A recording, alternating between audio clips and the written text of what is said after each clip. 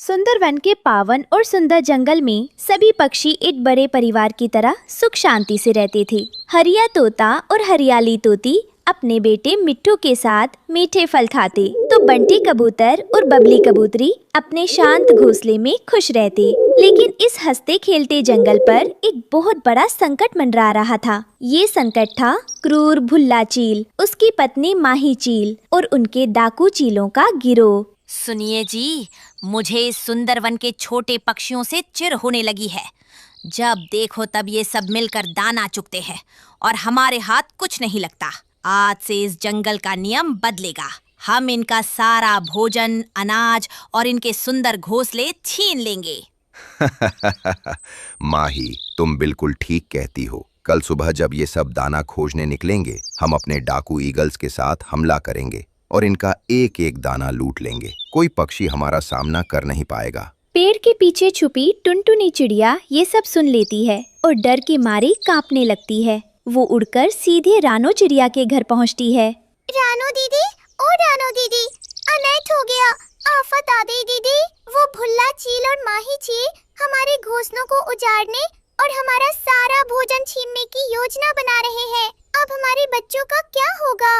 शांत हो जाओ टुनटुनी बहन, घबराने से मुसीबत टलती नहीं बल्कि और बढ़ जाती है। टुन्नू जी, आप तुरंत जाइए और बंटी कबूतर, हरिया तोता और उल्लू बाबा को यहाँ बुलाकर लाइए। हमें तुरंत एक गुप्त योजना बनानी होगी।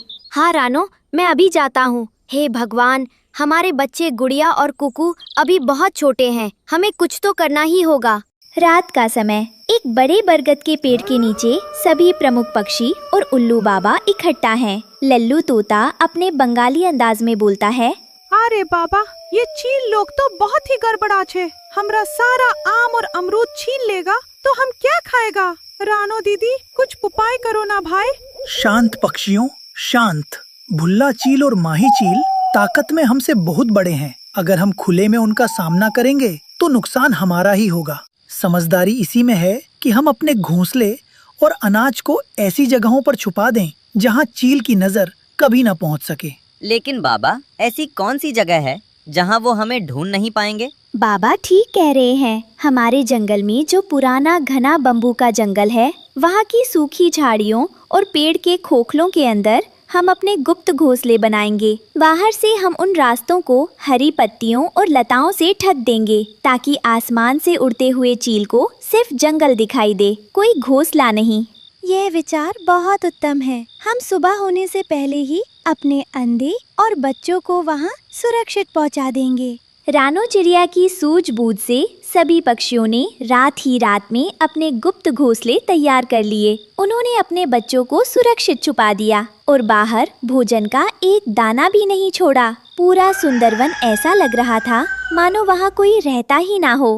अजी सुनते हो, पूरा दिन सोते रहते हो। जग्गू सुबह से भूखा है। जाओ, कहीं से अनाज खोज कर लाओ। दूसरों के घोंसलों में ताक झांक करने के अलावा तुम्हें कोई काम ही नहीं है। अरे भाग्यवान, तुम तो ऐसे चिल्लाती हो जैसे भोजन पेड़ पर नहीं मेरी जेब में रखा है। रुक, मैं अभी जाता हूँ और उस सीधे सादे बंटी कबूतर के घोंसले से मक्के के दाने लेकर आता हूँ। कालू कौवा उड़कर पूरे जंगल में घूमता है, लेकिन उसे हर घोंसला खाली और उजाड़ दिखाई देता है। वो हैरान रह जाता है। अरे, इस सुंदरवन को क्या हो गया? ना कहीं रानो चिड़िया दिख रही है, ना तोती का आता पता है। सारे घोंसले खाली पड़े हैं। क्या सबके सब जंगल छोड़कर भाग गए? मेरे जैसे चालाक कौवे का अब क्या होगा? मैंने तो कभी खुद मेहनत की ही नहीं। तभी आसमान से भुल्ला चील और माही चील अपने साथियों के साथ चिल्लाते हुए नीचे आते हैं। वे खाली घोंसले देखकर गुस्से से लाल हो जाते हैं। अरे आफत, ये क्या मजाक है? पूरा जंगल खाली है, एक भी चिड़िया का बच्चा या अनाज का दाना यहाँ नहीं है। माही, ये सब कहाँ गायब हो गए? भुल्ला जी, जरूर इन पक्षियों को हमारी योजना का पता चल रहा था, लेकिन ये सब छुपाएंगे कहाँ? तभी माही की नजर पेड़ पर छुपे कालू कौवे पर पड़ती है। अरे देखो, वो आलसी कालू कौवा वहाँ बैठा है। इसे जरूर पता होगा। भुल्ला चील उड़कर कालू कौवे के पास जाता है और अपनी बड़ी परछाई से उसे डराता है। कालू डर के मारे कांपने लगता है। क्यों रे कालू, अगर अपनी भलाई चाहता है तो सच सच बता दे कि जंगल की सारी चिड़ियां और उनके बच्चे कहाँ छुपे हैं। अगर नहीं बताया तो आज तेरा घोंसला हमेशा के लिए गिरा दूंगा। अरे चील महाराज, शांत हो जाइए, शांत हो जाइए। मुझे कसम से कुछ नहीं पता। मैं तो खुद सुबह से भूखा घूम रहा हूँ। लेकिन आप चिंता मत कीजिए, मेरा नाम शातिर कालू कौवा है। मैं अपनी जासूसी बुद्धि का इस्तेमाल करूंगा और उन चिड़ियों के गुप्त ठिकाने का पता लगाकर आपको बताऊंगा। बदले में मुझे और मेरे परिवार को ढेर सारा अनाज मिलना चाहिए। ठीक है कालू, अगर तुमने हमें उनका ठिकाना बता दिया तो हम तुम्हें इस जंगल का बड़ा लीडर बना देंगे और ढेर सारा भोजन भी देंगे। जाओ और पता लगाओ। कालू कौवा जंगल में रोने का नाटक करते हुए उड़ता है। वो रानो चिड़िया के पुराने पेड़ के पास जाकर जोर जोर से चिल्लाने लगता है। हाय दया, कोई मेरी मदद करो। मेरे पेट में बहुत दर्द हो रहा है। मैं भूख से परेशान हूँ। मेरी पत्नी गौरी और बच्चा जग्गू भी बेहाल है। क्या इस जंगल में कोई दयालु पक्षी नहीं बचा जो एक भूखे कौवे को थोड़ा सा दाना दे सके? रानो चिड़िया और टुनटुनी चिड़िया झाड़ियों के पीछे से कालू को देखती हैं। टुनटुनी का दिल पिघल जाता है। रानो दीदी, देखो कालू भाई कितने कष्ट में है। वो भले ही थोड़े लालची है, लेकिन आखिर है तो हमारे पड़ोसी ही ना। हमें उनकी मदद करनी चाहिए। टुनटुनी बहन, कालू का स्वभाव धोखा देना है। मुझे इस पर पूरा भरोसा नहीं है, लेकिन फिर भी कोई भूखा ना रहे, इसलिए तुम इसे थोड़ा सा अनाज दे आओ, पर हमारे गुप्त ठिकाने का रास्ता मत बताना। टुनटुनी चिड़िया बाहर आती है और कालू को अनाज के दाने देती है। कालू मन ही मन खुश हो जाता है और टुनटुनी को अपनी बातों में फंसाने की कोशिश करता है। ओहो टुनटुनी बहन, आपकी बहुत कृपा है। लेकिन बहन, आप सब इस पुराने पेड़ को छोड़कर कहाँ चले गए हो? मुझे भी बताओ ना, ताकि मुश्किल के समय मैं भी अपने परिवार को वहाँ ला सकूं। कालू भाई, हम सब उस पार जो घने बांसों का जंगल है, वहाँ जो सबसे बड़ा खोखला बरगद का पेड़ है, उसके अंदर छुपे हुए हैं। वहाँ चील कभी नहीं पहुँच सकता। तुम भी वहाँ आ जाना। मिल गया ठिकाना। बहुत बहुत धन्यवाद टुनटुनी बहन, मैं अभी आता हूँ। कालू वहाँ से तुरंत उड़कर भुल्ला चील और माही चील के पास पहुँचता है। चील महाराज, बधाई हो, मुझे उन चिड़ियों का गुप्त ठिकाना मिल गया है। वे सब उस पार बम्बू के जंगल में सबसे बड़े खोखले बरगद के पेड़ के अंदर छिपे बैठे हैं। शाबाश कालू। साथियों, तैयार हो जाओ। कल सुबह सूरज निकलते ही हम उस बरगद के पेड़ पर चलेंगे और सभी पक्षियों को घेर लेंगे। शाम का समय। कालू कौवा जब खुश होकर अपने घोंसले की तरफ जा रहा होता है, तो बूढ़ा कछुआ उसे चील से बात करते हुए सुन चुका होता है। वो रानो चिड़िया को आकर सब सच बता देता है। रानो बेटी, कालू ने तुम्हें धोखा दिया है। उसने भुल्ला चील और माही चील को तुम्हारे गुप्त ठिकाने का पता बता दिया है। कल सुबह वे सब यहाँ आने वाले हैं। हाय रानो दीदी, मुझे माफ कर दो। ये सब मेरी नादानी की वजह से हुआ। मैंने कालू पर भरोसा कर लिया। अब हम सब मुसीबत में आ जाएंगे। रो मत टुनटुनी बहन, अब रोने का नहीं, बल्कि उन सब को सबक सिखाने का समय आ गया है। वे समझते हैं कि हम छोटे पक्षी कमजोर हैं, लेकिन वे हमारी एकता की ताकत को नहीं जानते। उल्लू बाबा, हमें अपनी रक्षा के लिए कुछ अनोखा करना होगा। रानो, तुम्हारी आंखों में मुझे जीत दिखाई दे रही है। बताओ, तुम्हारी क्या योजना है? दोस्तों, ध्यान से सुनो। हम चीलों से सीधे शारीरिक लड़ाई नहीं लड़ सकते, लेकिन हम अपनी सूझबूझ से उन्हें पीछे हटने पर मजबूर कर सकते हैं। तुम दोनों जंगल से ढेर सारी चिपचिपी जादुई गोंद और बेल के फलों का रस इकट्ठा करो। तुम और तुम्हारे साथी सूखी लाल मिर्च का पाउडर और बारीक धूल के पैकेट तैयार करो। बाकी सभी पक्षी पेड़ों के ऊपर बड़े बड़े टमाटर, पानी से भरे जंगली पत्ते और बड़े बड़े जादुई रस्सियों के जाल तैयार रखे। कल सुबह जैसे ही चील इस खोखले पेड़ के पास आएंगे, हम उन पर ऐसा फनी वॉर करेंगे कि वे कभी सुंदरवन की तरफ नहीं देखेंगे। अरे शाबाश रानो दीदी, हम ऐसा जादुई गोंद लाएगा कि चील का पंख आपस में चिपक जाएगा। मजा आ जाएगा भाई। सुबह का समय। सूरज की पहली किरण निकलती है। भुल्ला चील, माही चील और उनके साथियों का पूरा दल आसमान में उड़ता हुआ बम्बू के जंगल की तरफ आता है।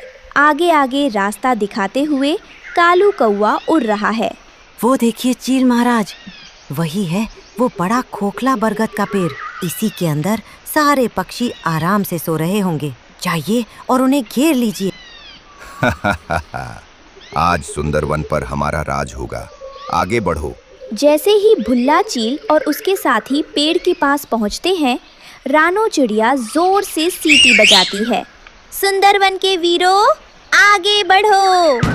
अचानक पेड़ों के पीछे से सैकड़ों पक्षी बाहर आते हैं। हरिया तोता और लल्लू तोता बर्तनों में भरी जादुई चिपचिपी गोंद और बेल का रस सीधे भुल्ला चील और माही चील के ऊपर गिरा देते हैं। अरे ये क्या चिपचिपी चीज है? ओ नहीं, मेरे पंख आपस में चिपक रहे हैं। मैं ठीक से उड़ नहीं पा रहा हूँ। बचाओ, मेरे चेहरे पर सब चिपक गया, मुझे कुछ दिखाई नहीं दे रहा। तभी बंटी कबूतर और उसके साथी ऊपर से सूखी लाल मिर्च का पाउडर और धूल की बौछार कर देते हैं। मिर्च की खुशबू और धूल से चीलों और कालू कौवे की आंखों में हल्की जलन होने लगती है और वे मजेदार ढंग से खांसने लगते हैं। अरे बाप रे बाप, यहाँ तो मिर्च डाल दी। बचाओ रे गौरी, बचाओ। मैं तो सिर्फ रास्ता दिखा रहा था, मुझे क्यों लपेट लिया? अंत में पक्षी ऊपर से एक बहुत बड़ा जादुई रस्सियों का जाल उनके ऊपर गिरा देते हैं, जिससे भुल्ला, माही और सारे साथी चील उसमें फनी तरीके से उलझ जाते हैं। रानो बहन, हमें माफ कर दो। हम अपनी ताकत के घमंड में गलत काम कर रहे थे। हमें छोड़ दो। हम वादा करते हैं कि आज के बाद कभी किसी छोटे पक्षी को तंग नहीं करेंगे। हाँ रानो बहन, मुझे भी माफ कर दो। मैं आगे से कभी चालाकी नहीं करूँगा, कभी जासूसी नहीं करूँगा। खुद मेहनत करके अपना पेट भरूंगा। मुझे इस जाल से निकालो बहन। भुल्ला चील और कालू भाई, किसी को कमजोर समझना सबसे बड़ी भूल होती है। जब छोटे छोटे पक्षी एक साथ मिल जाते हैं तो बड़े से बड़े संकट को भी हरा सकते हैं। हम तुम्हें कोई नुकसान नहीं पहुंचाना चाहते, क्योंकि हम शांति प्रिय हैं। हम तुम्हें छोड़ रहे हैं, लेकिन अगर दोबारा सुंदरवन की तरफ बुरी नज़र से देखा तो अच्छा नहीं होगा। पक्षी जाल हटा देते हैं। भुल्ला चील, माही चील और उनके साथी डर कर आसमान की तरफ भाग जाते हैं और फिर कभी लौट कर नहीं आते। कालू कौवा भी सीधा दौड़ता हुआ अपनी पत्नी गौरी के पास चला जाता है। इस तरह रानो चिड़िया की अद्भुत सूझबूझ, उल्लू बाबा के मार्गदर्शन और सभी पक्षियों की अटूट एकता ने सुंदरवन को हमेशा हमेशा के लिए सुरक्षित कर दिया। अब जंगल में फिर से खुशहाली छा गई थी। बच्चे, गुड़िया, कुकू और मिट्ठू फिर से आज़ादी से खेलने लगे थे और लल्लू तोता खुशी से नाचते हुए गाने लगा था। अरे वाह, एकता की जीत भाई। अब हम सब मिलकर खाएगा मीठा मीठा आम। सुंदरवन जिंदाबाद। ज्योति परिहार, आयुष, शुमैला अहमद, मोनी, प्रिंसी,